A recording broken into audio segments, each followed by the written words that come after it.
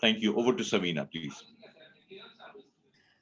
Okay, good morning, everybody. Assalamu alaikum. Dear colleagues, I'm actually honored to introduce Ms. Leslye Obiora. She is a very special guest, not only because she's an international guest for our this program, the first international guest that we have. Also, she has a tremendous background. She has been a former Minister of Mines and Steel in Nigeria, and she has been involved in academics. She has been a professor in law. She has been right now teaching in the University of Arizona. And then she has a lot of work behind her in terms of human rights activism, gender and law, and so on and so forth. There has been many movements that she has been deeply involved in. And from that perspective, she's a special person for us because she has actually had worked with BRAC and the founder of BRAC, Sir Fazli Hassan Abed. And not only did they work together, they became really good friends, and they have shared many visions and many ideas and dreams together. So today we will listen to Leslye about her work, about her background. And you know that Nigeria is a poor country like ours. So there may be many common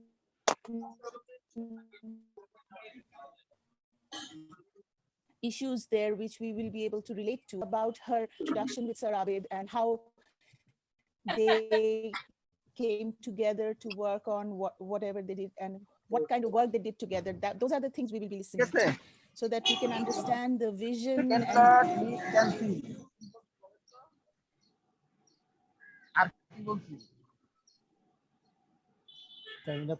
Taminapa, you are muted. Please unmute. sorry. So now we will go on to watch an audio visual, be listening to Leslye. Because Leslye is right now in Arizona mountains, the bandwidth is bad. So in order for her to speak clearly, she has to put her video off, but she is very much with us. Thank you, Leslye. Mahmoud Bhai, over to you. Thank you, Samina. You just have the video now.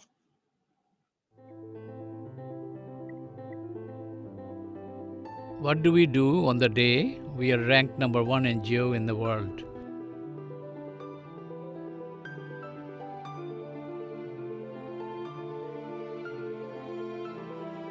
We start the day like every other day.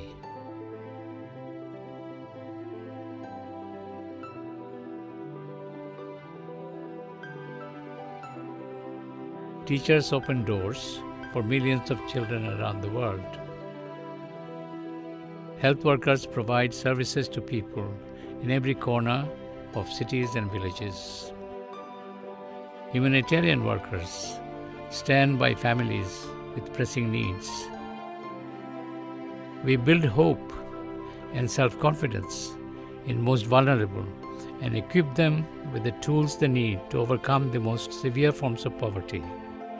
We team up with local communities, designing ways to change systems of exploitation and discrimination.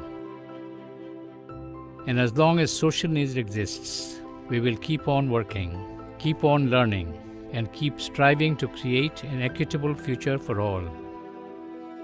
We will wake up every morning like we have for the last 47 years, with the same enthusiasm, same commitment, and with the same belief that together we can build the world we want. Thank you for being with us along the way.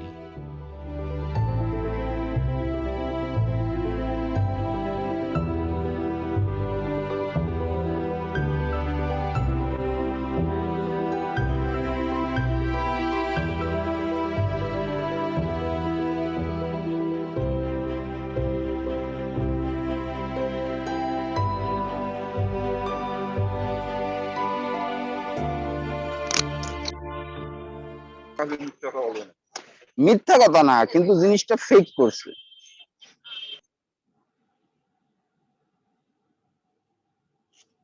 Okay, over to Leslye, please.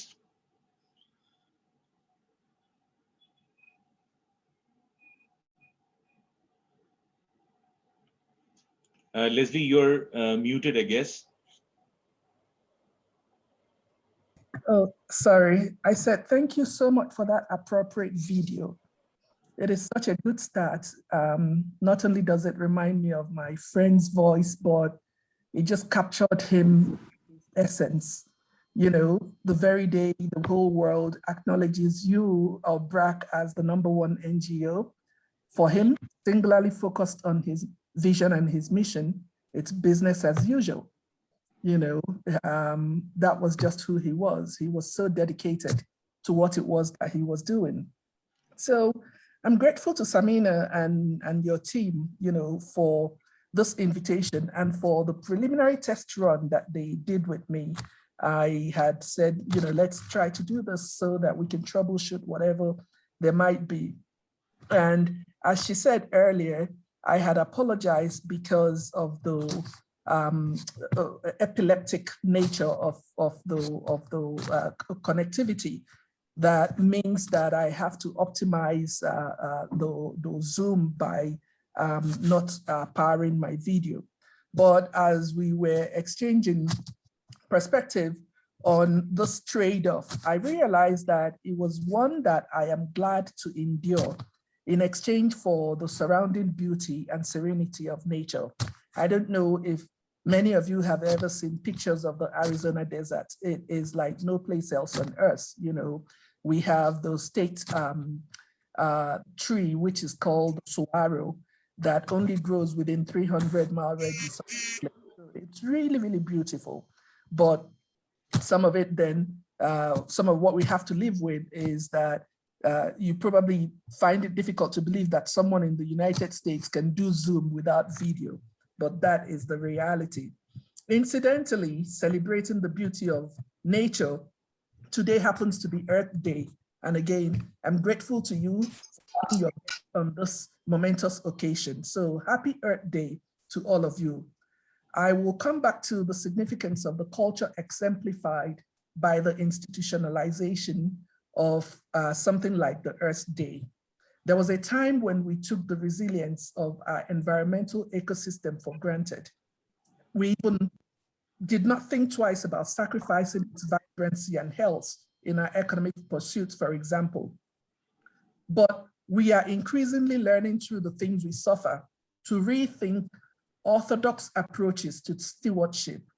And I think it's in that same spirit that you have invited me to come and have this intervention. One of the lessons we have learned from the coronavirus pandemic is about the fragility and interdependence of life in more ways than one. You know, now it would be a fool who would think that when something originates in Nigeria or in China, that it can't, you know, travel across the globe and hold everyone siege. And also, when we realize that our faith is that intertwined, then it gives salience to our understanding of what it really means to be living in an earth interdependently.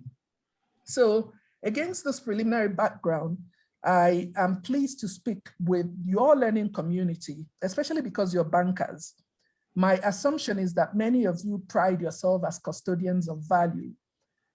This then puts you in to understand the essence of value, even value such as the one celebrated by the institutionalization of Earth Day, for instance. My sense, however, is that you compute value in monetary terms because of your background as bankers.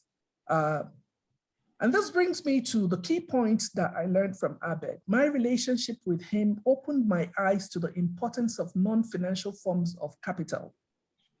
I say this to underscore the priceless integrity that his humanity epitomized for me. It is my hope that this modest contribution that I am making to your learning session as a tribute to my dear friend and your founder will inspire you to keep reflecting on how better to integrate some of the values that distinguished him as a global asset. He was a Bangladeshi, but he probably was the most recognizable Bangladeshi across the whole world. He was a global asset in advancing his dream for equitable conclusion. Thank God that he built organizations like you, and now the mantle has fallen on you to continue the quest. For the purposes of our talk today, I would like your kind permission so that I can frame my remarks around the working title that I have called "What Sir Abede's Impeccable Commitment to Financial Inclusion Taught Me About the Value of Non-Financial Assets." It was Sir Abede's impeccable appearance that first caught my attention the first time I met him in 2000. I was managing the standalone gender and law portfolio at the World Bank. In the process of convening a ministerial conference to discuss a strategy for gender empowerment that I had championed, a dear friend, Ms Leslye Amede, recommended that I reach out to Abed as a keynote speaker. Dr. Hapte's introduction made me a shoo-in, as Abed did not need much convincing to oblige. The evening before the conference, I was having an informal meeting with some of the invitees in the lobby of the hotel where they were staying in Washington, D.C. My spirited input at the meeting culminated in a rather provocative discussion before we adjourned. Not having met Abed previously, I did not know that he was a gentleman reading a newspaper at the corner that I spotted earlier precisely because of his impeccable attire. On the morning of the conference, you can imagine my shock when I was introduced to my keynote speaker, and I was stunned to realize that he was the man at the corner who had been privy to some of the interesting conversation. Thoroughly embarrassed, I tried to reassure him that I wasn't a troublemaker. I said that stoking palaver was not my preferred mode of engagement because I mean, the discussion the previous night was quite heated.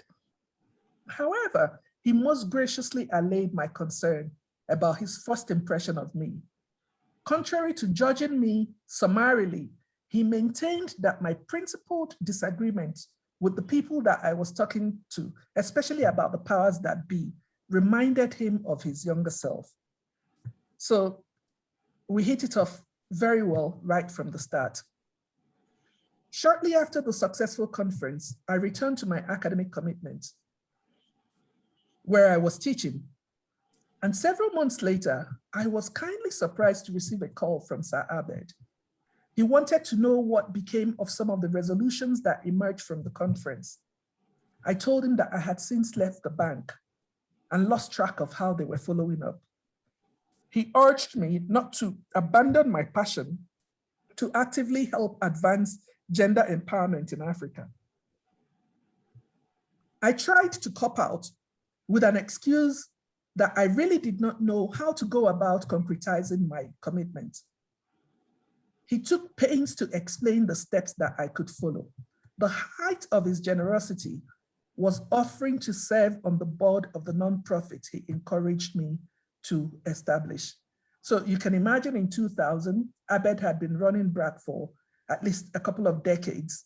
And here I am, this relatively young academic that he didn't know from anywhere. He just briefly met a few months earlier, and he's offering to be on my board. Not only offering to be on my board, he's saying, you're a lawyer, incorporate a vehicle, and this is what we do. This is how you're going to go about it. So right from the start, he held my hands and showed me the ropes. I was utterly surprised by the magnanimous gesture, which really presaged his signature kindness throughout the course of our relationship. I used to tease that next to God and my mother, Abed was the third person I adored, the person I adored the most because of his footprints or because of his commitment to being God's hand, in a vulnerable world. I took him up on his invitation to visit Bangladesh to see what they were doing at BRAC. because he thought that doing that would build not just my courage and confidence, but it would also show me the possibility about in capacity building. On my first visit to Bangladesh in 2003, Sir Abed himself was at the airport to welcome me.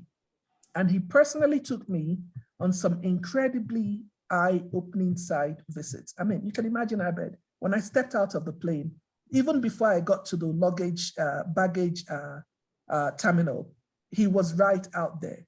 And it was wonderful to see a friendly face. I was so excited about that visit. And, you know, I thought that he would hand me over to his employees, but he went on two days with us before, you know, asking my young lady that became my dear friend, courtesy of that introduction, Fariza Kabat, to lead me throughout for the remainder of the visit.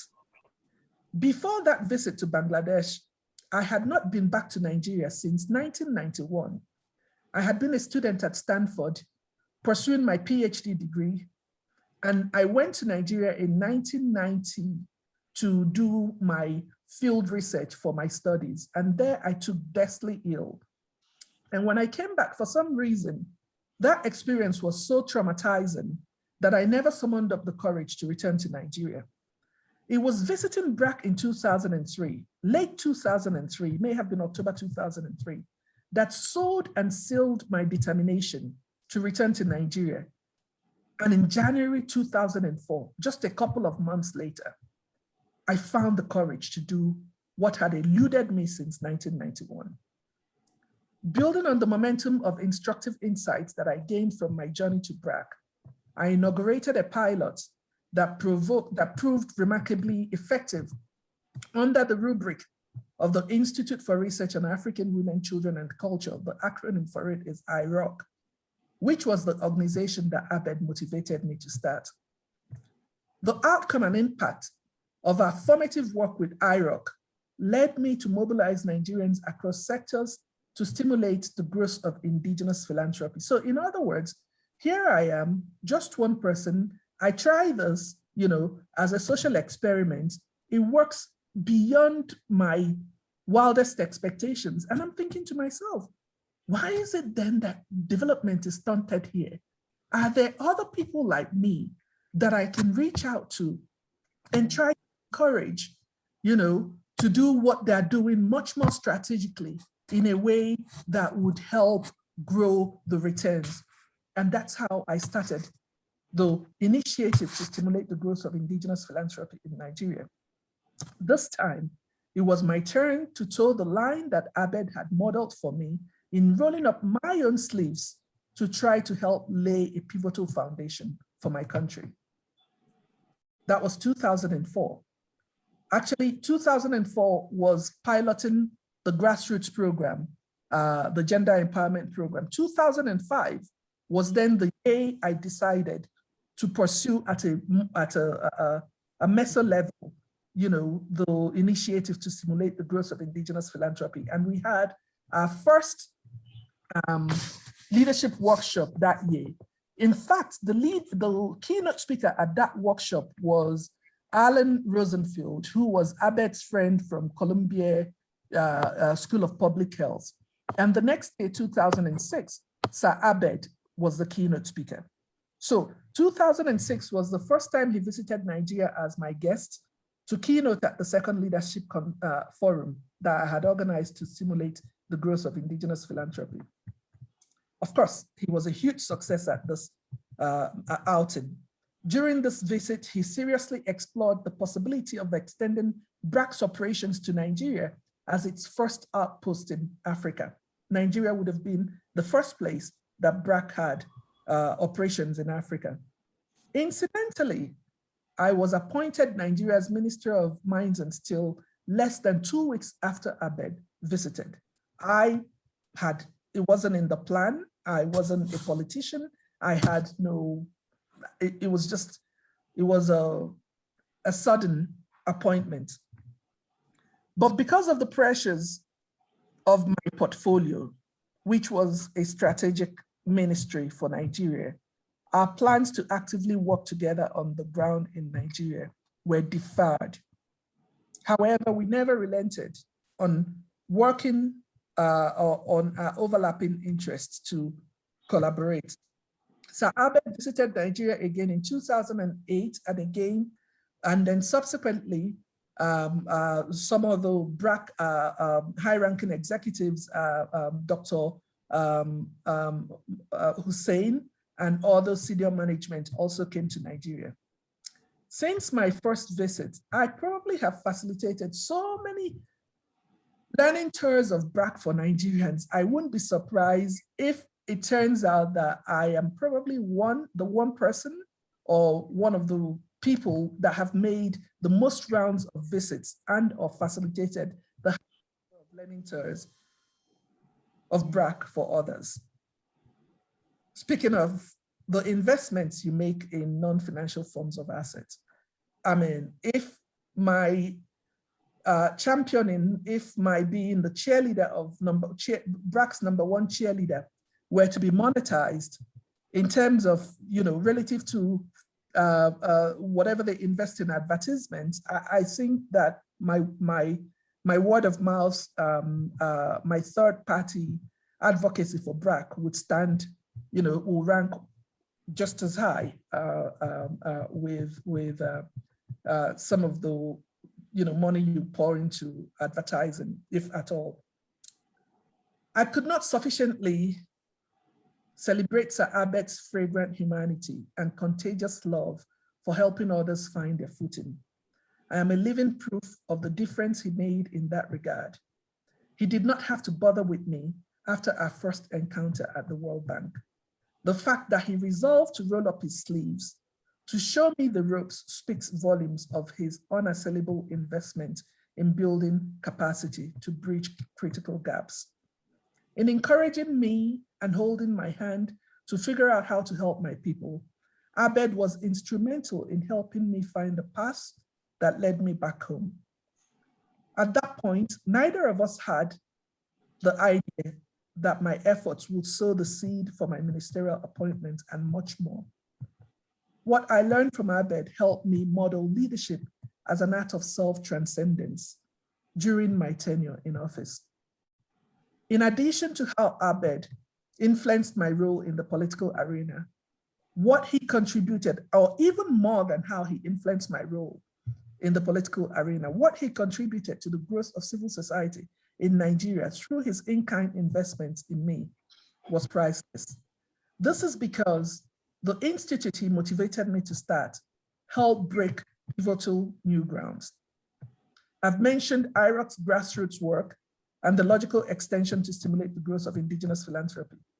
The leadership forums we successfully convened helped establish the enabling environment that culminated in mobilizing billions of dollars for Nigeria's indigenous philanthropy sector, which defined the backbone of the African Philanthropy Forum.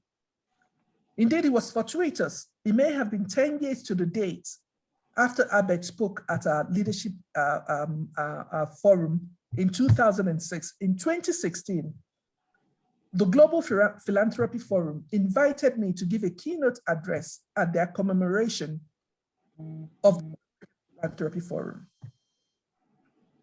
Sir Abed's highly evolved sensibilities imbued him with the courage to take unprecedented steps, not just exemplified by much of his work at BRAC, but the discernment that led him to reach out to and engage the likes of me to light my path home.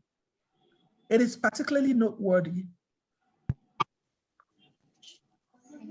that, but for his demonstrable support, I may have been one of those brains drained from Nigeria for good. In this vein, he lived up to his reputation as a champion of development across the Southern Hemisphere, not just in Southeast Asia. I was one of those Nigerians in the diaspora that had internalized so much of the bad press about my country that it crippled my conviction to help back home. It was my first BRAC exposure tour that awakened me to the power of one. And Abed is always quick to point out that it's not the power of one, it's the power of his team. So in the sense, we can modify this phrase to be the power of one team. Seeing the power of that team brought home the feasibility of the imperative to light the candle that cursed the dark. And that was how I was able to light my little candle that showed me my way home. Your bank's annual report and those of BRAC verify the value of financial inclusion. Because of BRAC's footprints in this state, it was recruited by the Central Bank of Nigeria to help build its own capacity to raise the bar locally on financial inclusion. What Sir Abed's impeccable commitment to financial inclusion taught me was the irreducible and inestimable value of stakeholders in ways that robustly capture the value of non-financial forms of assets. As we continue to celebrate his life and honor his legacy, I urge you all, respectively and collectively, to borrow a leaf from him in breaking with conventions to cultivate latent value rigorously, as he did, for example, with women who were historically derided as unbankable. Abed's humility in meeting people where they are was unparalleled in material respects. This was what enabled him to build a culture that underpinned the success of BRAC as a structural organization. He understood that culture was a form of capital and took pains to invest in it. I hope that BRAC Bank sustains that tradition and that you all continue to close ranks as you try to shift other paradigms in innovating. Thank you.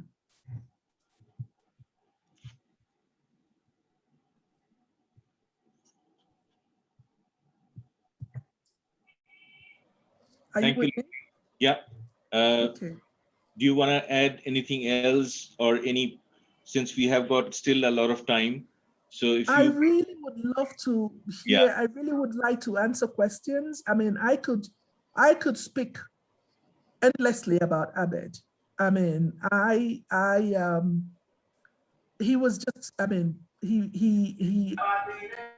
once in a lifetime or once in a blue moon, you encounter a larger than life human being. And he was that in more ways than one.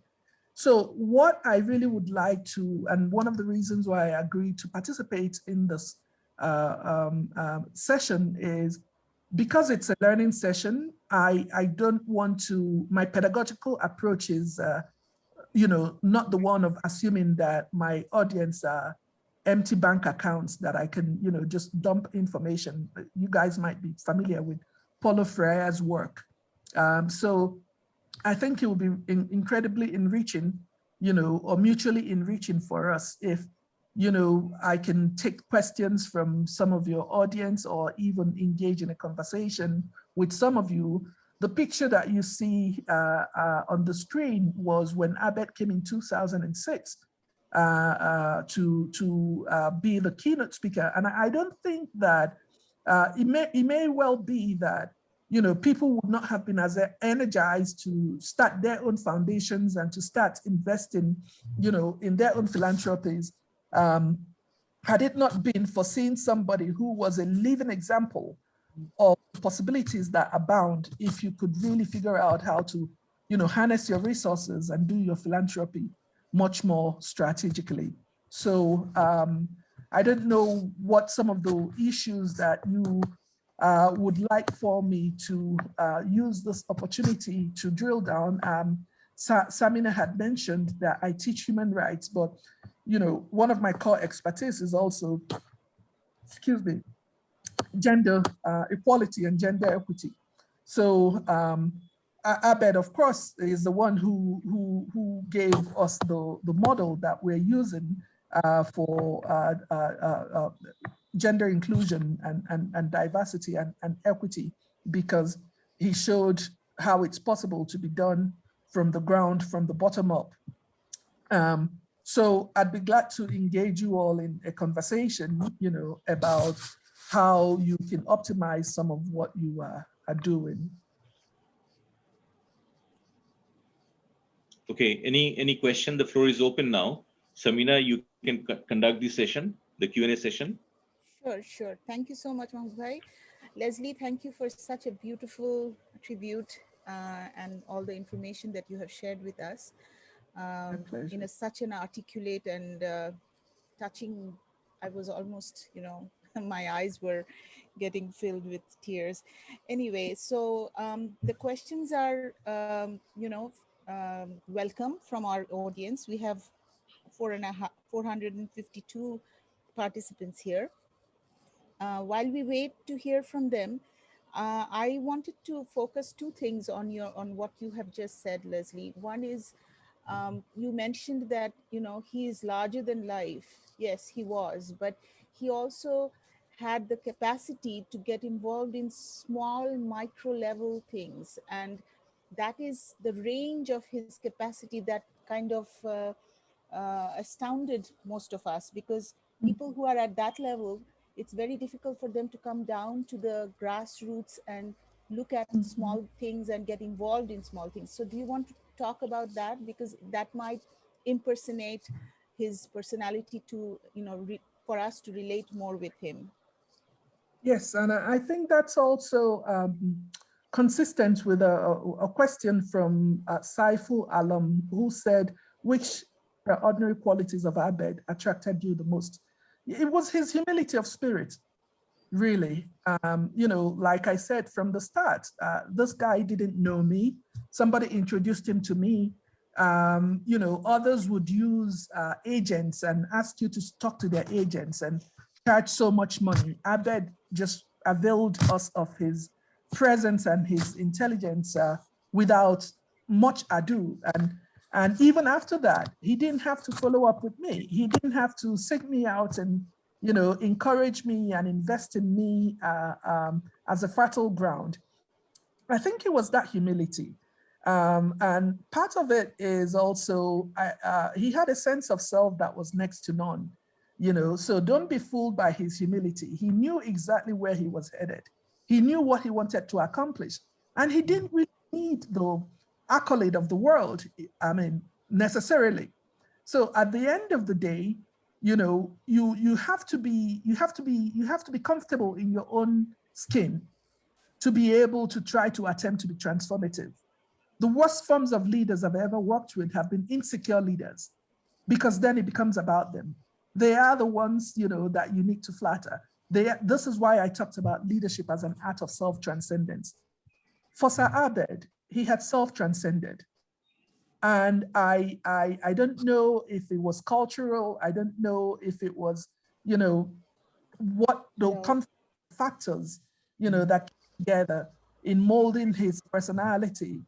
But he was an amazing ambassador for your culture and for your people. And every time I came to BRAC, the way I saw him interact with everybody, when we went into the field, the way I saw him interact, with people, it was contagious. He didn't have to preach at you to tell you how to get it right. He lived it, and you saw in his living it. And this is not to discount the fact that he had his own challenges and that there may have been challenges for him. But he was the one who took a learning approach. And for him, it wasn't about an experiment failing. It was about trying to troubleshoot that experiment to figure out, how you can build on it and improve the next time. So at the end of the day, I would say that the quality that attracted me the most was his ability to self-transcend, because it wasn't really so much about Abed. Most of the Nigerians I brought there, I remember once we came and he and Lady Abed had us over at their house. And, these Nigerians were like, they live in a flat? Sir Abed lived in a flat. And I said, that's exactly who he is. This is not about him enriching himself with people's money. He says that, BRAC belongs to Bangladeshis, and he doesn't have to drive the most expensive car to be able, he just wasn't in it. It was a selfless service for him. So whether you call it selflessness, self-transcendence, humility, those were some of the things that I think helped him train his eyes unequivocally on his vision, on his mission, on his objectives, on his strategies, and on his actions, activities or actions. So the other question says, what influences Sir Abed have made in Nigeria rural urban life by his microcredit initiative? This is an interesting question. So part of my appointment was that we never really ended up, formalizing a relationship in Nigeria. I remember when Dr. Mahbub Hussein came to Nigeria with Safik Islam, the two Dr. Islams, one in education and one in agriculture. And we went to DFID, which is the British Development Agency. And they said that they were there to explore whether they would come to Nigeria. And the people at DFID said, listen, it's not whether if you would come to Nigeria, it's when you come. And so many times, time for them to roll out in Nigeria. And to my chagrin, I guess they didn't think that the circumstances were right yet for them to come. But like I said, they did come on one occasion as a team and built capacity for the central bank. That was where I met an amazing young man called Amit Saka, who was one of the youngest of the team, but turned out to be, he reminded me so much of Abed in terms of his can-do spirit, where they were traveling, some of the treacherous landscape that they had to deal with. He just basically, that culture that Abed had built at BRAC, I saw Amit as an embodiment of that culture. And to this date, he's still very, very close to me. Then the next question says, tell us your views about gender equality and challenges you face to establish it in your workplace. How did you break the taboo in Nigeria? It's a work in progress. Thankfully, I take solace in the fact that, human beings are organic, and that change is inevitable, no matter how much resistance there is to that change. One of the things that I think that BRAC did was that BRAC demonstrated the possibility, not just of carrying women along as enfranchised citizens and subjects of their communities, but also the value that inheres in what they can contribute. You all must be aware of the statistics that say that the best investment we can make for development purposes would be investment in girls' education, because it has multiplier effects. The hand that rocks the cradle, is the hand that's going to help with healthcare and all that. So the care economy, what we invest in that care economy, is really, really paramount. So at the end of the day, I think that some of the posturing that you see with gender equality or gender equity is really about prejudices. Is a function of ignorance. When people don't know what to do, rather than roll up the sleeves like you're doing now, and you're going to keep having learning sessions, or like Abed did, and say, I'm going to start this organization called BRAC. We will, do experiments. Some of them will fail, but we'll try the silly failures and we'll learn better from them. Some of these places prefer to be, remain traditional rather than, because they see a lot of vulnerability in trying to be transformative. So how you really, I guess you guys say that the only way to eat an elephant is bite by bite. How you take on, mammoth issues like the social inequities that we deal with is really demonstrably, rather than preach at people most of the time, because, ideologically they are really opposed to it. you review, you open their eyes, you build their capacity, you sensitize them, you raise their awareness and their consciousness, and then you show them a way to do it. Like I said to you, when Abed came to me and said, you should start this, despite the fact that I went to Yale Law School, which is the #1 law school in the world, despite the fact that I went to Stanford Law School, despite the fact that I had 11 years of tertiary education, all of them in law, including a PhD, I said that I didn't know what to do. I had no idea how to start this. And he reminded me that I was a lawyer and said, why don't you start an organization, incorporate an organization, and I will be on your board. That was a catalyst for me to do what I needed to do.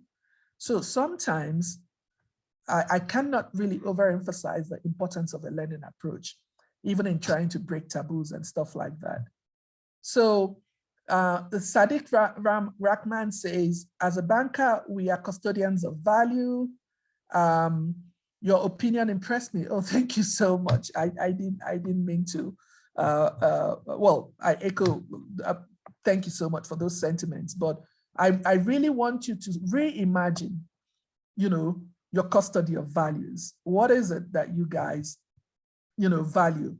And what are some of the necessary shifts that you have to really make to be able to make sure that not only do you fire on all cylinders, but that you're optimizing the value that is latent, because the world goes for the one that is so obvious, but some of the ones that are hidden, like we have seen with our investments in gender and law, shows that there is so much value that we are yet to tap into. And then Shafik says, how do you think we can carry his legacy in our work since you've seen him so closely? Again, I cannot overemphasize the importance of you being a learning organization. What you're doing now, figuring out how to scale that in other aspects of the work that you're doing, the culture has to be the core.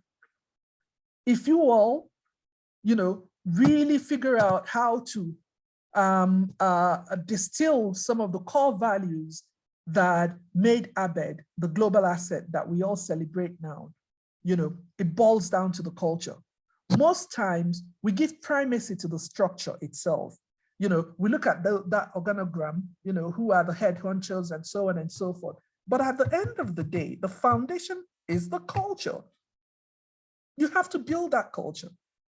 It is that culture at the end of the day that will give you an edge over your competitors, that will make what you're trying to do sustainable, And then Shehin Laska says, it's not a question, but a personal observation. Sir Abed has sacrificed his whole life for empowerment of the poor, especially women, education for marginalized people, income generation, microcredit, and even more. Overall, for well-being of the poor people, he involved millions of people in the noble journey across the globe. He was a light, hence, to my mind, I believe he was supposed to receive a Nobel Prize. I will tell you that my first visit at BRAC, when I came back from the field, Chowdhury, Ambassador Chowdhury used to be the chair of the board of BRAC.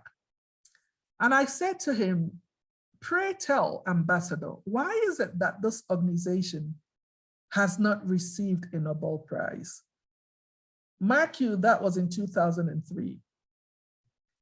In his very eloquent style, he said to me, but of course, the Taj Mahal remains the Taj Mahal, even if it is not acknowledged. So in other words, it is inarguable that BRAC is a global asset. But to your point about why you've not won a Nobel Prize,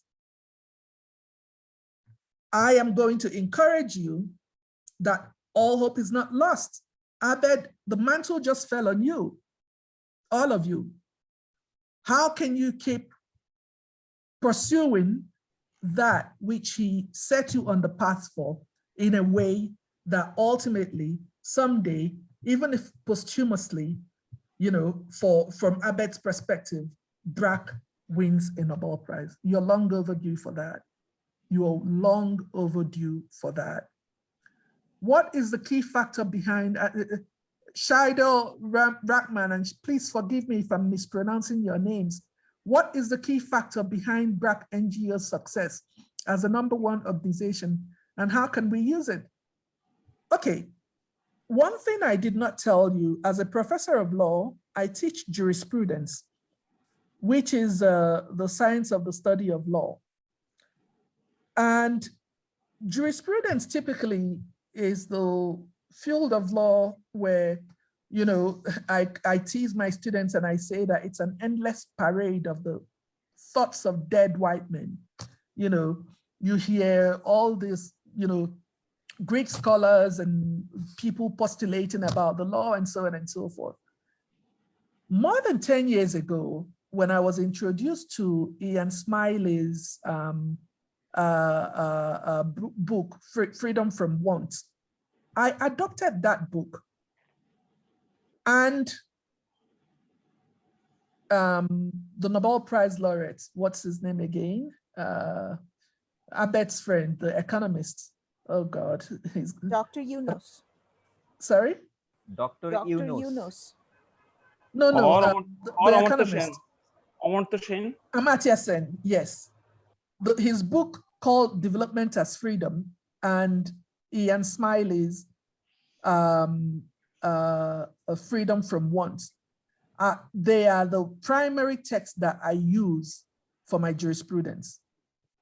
Because I said to my students, you know, rather than just focus on abstract principles, why don't we try to look at how these principles get translated in the contemporary era in ways that make a difference, in ways that vindicate, you know, the role of law as an instrument of social change.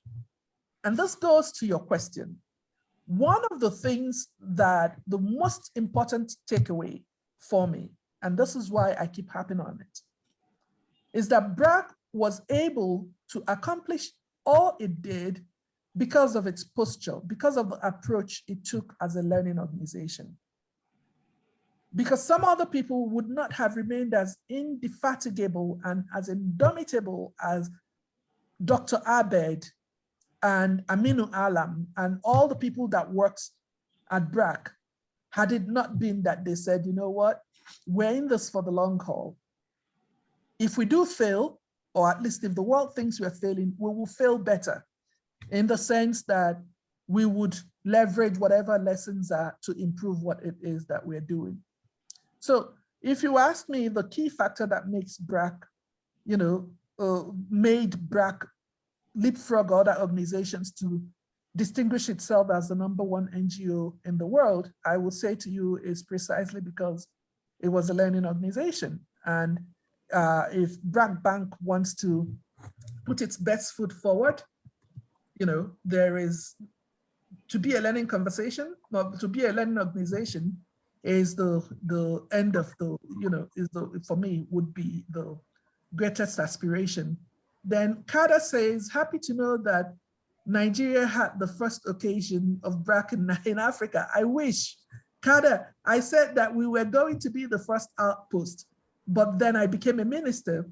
And because I was preoccupied with my portfolio, I didn't have, again, the bandwidth to be able to, you know, put in place what would make that happen. And regrettably, up until this day, BRAC has not gone to Nigeria. I used to say to Sir Abed, you guys pride yourself as being firefighters. You've been to Afghanistan, you've been to Pakistan, you've been to Haiti. Why are you so afraid of Nigeria? And I remember when he was ill, I came to Bangladesh to see him in October 2019. And Sir Abed, his daughter was there. He said, call Shamram, we must go to Nigeria, we must go to Nigeria. It was almost like he felt the urgency that this has to be accomplished. So, you know, here we are, the best is yet to come. And by God's grace, you know, we will be able to acquit that dream that he had and do what we need to do. So somebody says, can you talk about some of the remarkable changes that you have witnessed in your country about BRAC? Do you think Abed was eligible for Nobel Prize? Without question, he was. One of the things that Abed showed me was the importance of civil society, because with all due respect to the Bangladeshi government, you know, it is a basket case, just like the Nigerian government is a basket case. But your civil society, you are a best practice example destination for civil society organizations. So given where you started in her introduction, Samina said Nigeria is a poor country. No, Nigeria is an incredibly resource-rich country. Though my portfolio alone had more potentials than oil potential, and yet we're the 7th largest oil producing company. Nigeria is important. Terrible leadership. Unlike Bangladesh, that has 65% of the country underwater and so on and so forth, Nigeria has the potential from its natural resources to be able to do a lot more better than it has done. And yet, Bangladesh met its Millennium Development Goals before Nigeria. So this comes back again to the question of leadership. You know, this comes back again to the question of leadership. Tanya says, as a female figure in Parliament of Nigeria, can you share some of your challenging stories? Oh, this one will take a whole evening. So again, you know, when women trying to make room for women in participation, representation, and decision making, you know, the irony of it is that we have to jump through hoops to get to where we get to, but then they give us the most challenging jobs. And thankfully, I for one, redeemed my own, you know, did very well with my own portfolio. So, and I think whoever came in touch with me, whoever is familiar with my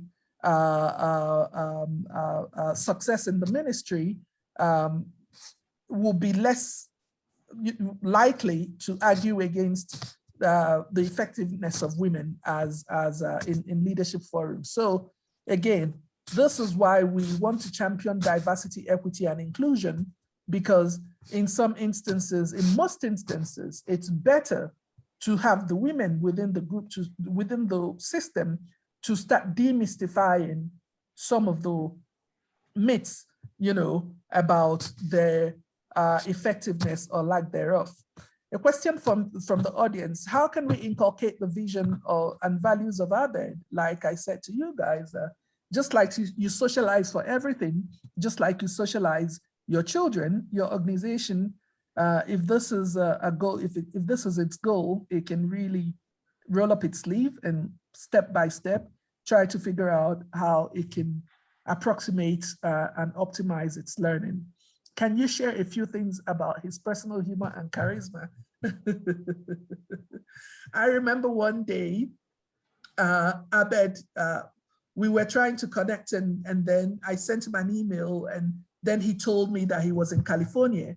And California is close to where I am. Next thing, I appeared where they were in California. And then the next time they were in New York, I appeared where they were in New York. And I had to say to Lady Abed, please forgive me. You know, you must wonder about this woman who keeps running after your husband as if she's a woman possessed.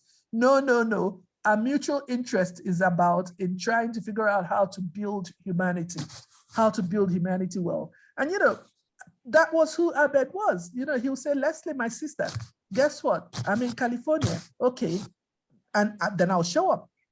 And, you know, I'll say, President Obasanjo is here. I want to facilitate a meeting between both of you so that you can, you know, you can convince him, you can tell him some of what you need to come to Nigeria, and so on and so forth. But he was an incredibly indulgent person. He was so indulgent of me that that really is the basis for my relationship with Lady Abed today, because I mean, she just knew that my heart was in the right place, and that her husband was determined to try to do whatever he could to help. So thank you all so much. I know that the night is fast spent. I don't know if we're supposed to stop in the next 5 minutes, but I will just yield the floor to your leaders. I still see a lot of questions here, but in the interest of time, I still see about 17 more questions. Hopefully, Samina, maybe there's a way your training room can send me the chat script for this, so that if it's possible, I can respond to some of the questions as well. Yeah, thank you.